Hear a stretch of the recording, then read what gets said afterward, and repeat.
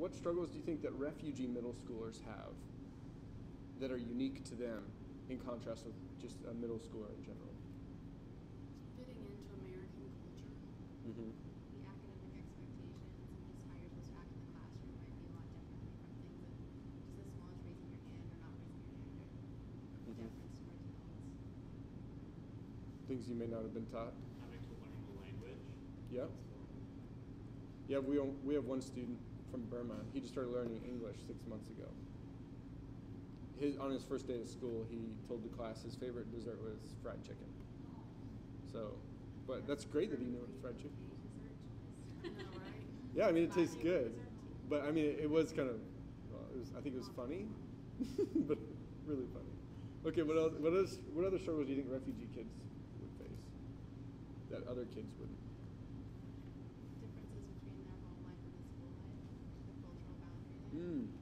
That's one I hadn't really thought of as much. That's good though. So differences between culture at home and culture at school, way different. It's almost like going to your home country at night, and then when you go to school, like you're switching countries every day. That's really an interesting way of putting it. What else? Okay, so I think you guys hit on them. Academic, social, psychological is another one that maybe we don't think about that often. So there's this psychologist named Dr. Purvis who studies at-risk children, and she lists several reasons why kids can become psychologically traumatized or have psychological problems later in life that affect their behavior and even their brain chemistry. And refugees can fall into many of those categories. A lot of them center on birth and the years right after birth too. So of the 6 options, there's 3 that refugees often face. One is difficulty during pregnancy, 2, difficulty during birth, and 3, trauma right after birth. Well, if you're living in a refugee camp or fleeing persecution, you're in a volatile situation, and oftentimes medical care is the least priority. Survival is number 1 priority. And so I actually know refugees who have faced problems because of lack of medicine. Najah, who's one of our clients at Nations Ministry, was in Baghdad, Iraq, when they were at war with Iran, when his son Anderson was born. He's now 17, paraplegic. Because right after he was born, he was going into seizures, couldn't get to the hospital in time, and when they did get to the hospital, they didn't have the right supplies. So there are major psychological implications of that stuff. One of our students last Christmas, so almost 9 months ago, was having a really rough time during a game we were playing, and went into a corner behind a bookshelf and refused to cooperate, listen, or follow directions. He's one of our smaller students. And then he proceeded to kick the trash can repeatedly in front of him. And then when it fell down and the trash was on the floor, he kept kicking. And eventually he started freaking out, and he basically gained strength like 2 times what I thought would be capable of this little kid. And he was being extremely disruptive.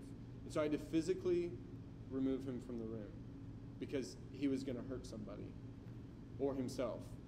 And so I took him out into the hall, and he burst into the bathroom. This is when we were up in the library. Burst in the bathroom, kicked over that trash can, scattered all the trash across the room, and then started like hitting the soap dispenser. Soap was just pouring out on the floor, and completely uncontrollable. And basically I had to like physically hold him so he wouldn't hurt himself. And it took him an hour to calm down. So some of our students really do have some intense struggles. To this day, I don't know exactly what set him off, like in his heart. I know that we were playing a game and he got out, and that's what set him off. But I don't know what was going on in his heart. But I would also say there's strengths in these kids that other people don't have. Number 1, the first generation of refugees, children, are often hard workers and great problem solvers, because when they come here, they can learn the language quicker than their parents can, so oftentimes they'll have to call the electric company to figure out how to pay the bill, because their parents oftentimes don't. And then they can, so they're hard workers, but also good problem solvers in that way. So I want to give you guys a few principles and then a few tips for tutoring. So back to the brain development issue and psychological struggles. Here's some information that might be helpful to you. Your brain develops from the back to the front until you're 25 years old. And the front lobe is your reasoning skills, your impulse control, and delayed gratification. That's where it's centered. Well, if they're still developing frontwards until you're 25, middle schoolers are really not very well developed in their frontal lobe.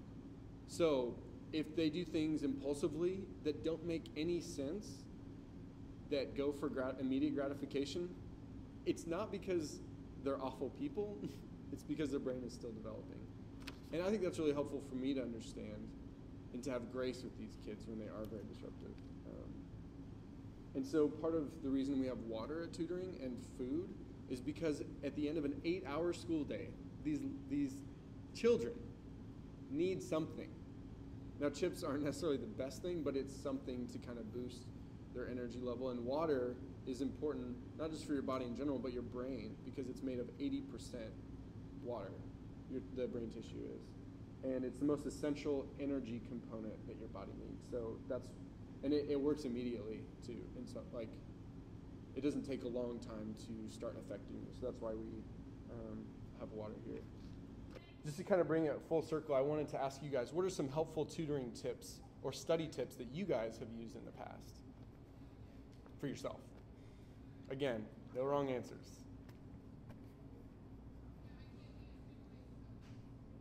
So flashcards is one example. I like to study a few days in advance, for me personally, and then review. What about you guys? How do you study?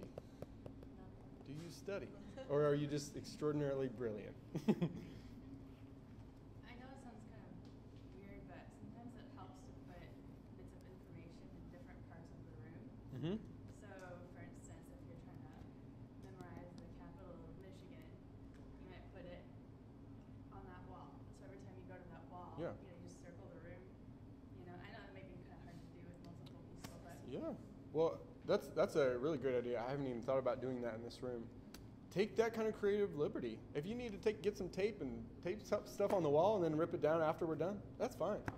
Then put it up the next time you come. See if they remember it. Or what was on this wall? That's great. yeah, if you have to memorize a whole list of things, Yeah. it helps to, even do it at the table. Like what I used to do is put some stuff at places, and so mentally you can just go around the table Mm-hmm. and you can remember it a lot That's easier. a really helpful mnemonic device. So that's great. What else? When we were still learning things. Stories help. Stories? That's great. And by the way, it's okay to tell your own story. I want you guys to extend yourself and be relational with them, especially up front when you're getting to know a student. It's okay to even take 10, maybe even 12 minutes to talk about your story and ask them their story. Because the more that they trust you, the more it's going to be easy to focus them when they know you. Okay, you type up your notes. Well, how can we transfer that to tutoring? They could rewrite their notes, yeah. What else? How else do you study? Make flashcards. Definitely transferable. In fact, that's a really great way that I've seen work in our tutoring. What about you guys? How do you study? You guys are just brilliant, aren't you? No, I like to listen to music, very low volume. Classical music is proven to actually enhance brain activity while people are studying. That's actually, if someone wants to bring speakers, we'll play classical music in there. I'm okay with that. The acoustics might be bad, but what else?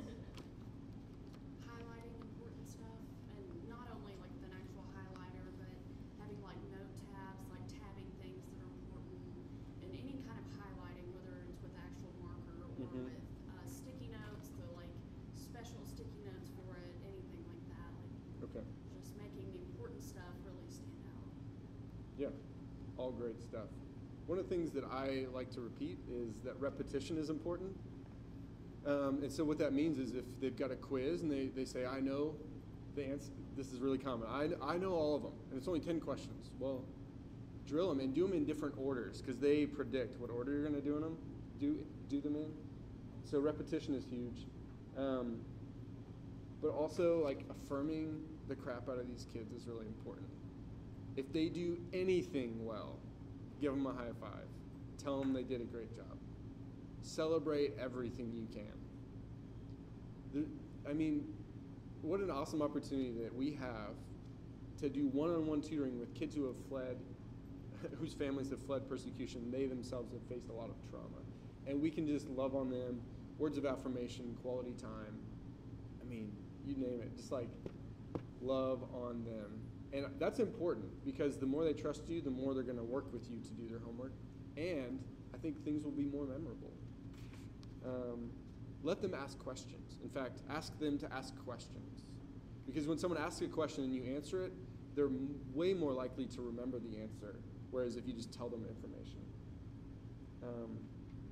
I also like to challenge students, and they love it. Little competition.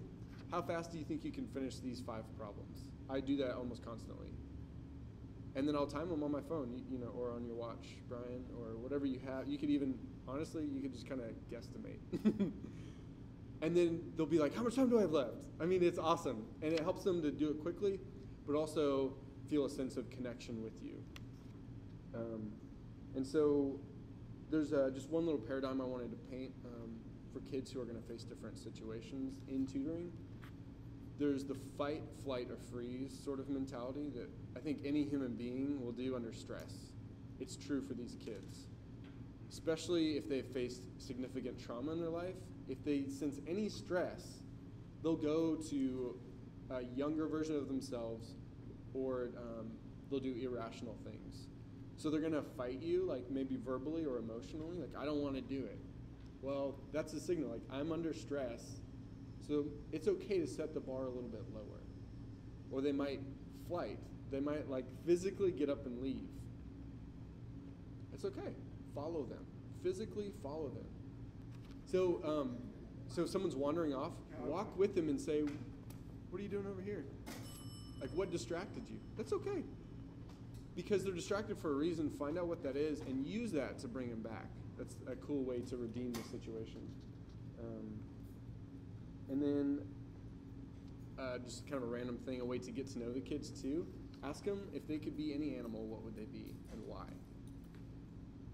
It will really help you to understand who they are. So I asked one student, she said a turtle.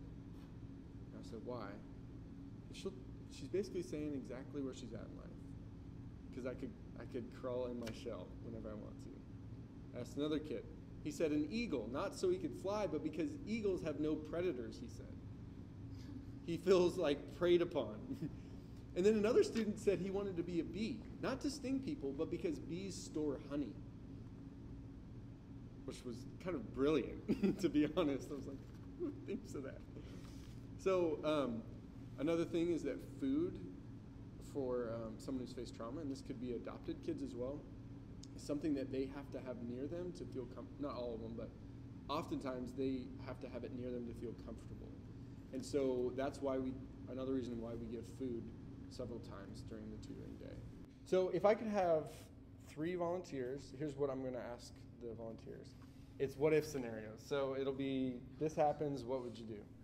Now, when I was interviewed for Carrabba's, I had to do that for food service, and I had never served food. So it was stretching for me, but it tells you really what you would do. And so that was kind of part of my interview. You're not being interviewed, but if you're comfortable with that, I'd love to just ask you some questions, and I will not correct you. So it's just you say the answer, and then that's it. It's to help people understand certain situations. Now, so who would like to come up? All right, Abby, do it. You'll be on camera too. So if you want to come a little closer though, because the camera's, you need to be in the camera. So. All right, awesome. Okay, so a student comes to tutoring smelling bad with a dirty shirt. What would you do? Continue to tutor and act like it doesn't smell. All right, who else wants to do it? Thank you, Abby. Appreciate it. And yes.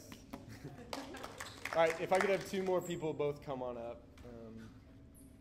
There's no right or wrong answers. Sarah, I know you want to. Sarah. Yes. And try and list as many things you would do as possible. Okay. All right. So a student continues to be disruptive, standing up and down and throwing little pieces of paper at people next to them. What would you do? Well, instead of just telling them to sit down, I might go over there personally and get them to work with me. Or if that doesn't work, So you said as a last resort? come meet you. Because I find mean, me. like, you're busy, so we should be able to handle it. Maybe. Okay, thank you. One more person? Anyone? Tell you what. Okay, one more, thank you. Yes. Okay, so now this isn't really a trick question, but it can be a little bit complicated. A student tells you that they completed all their homework. Tell me what you would do. Ask to see the homework. Okay. What else?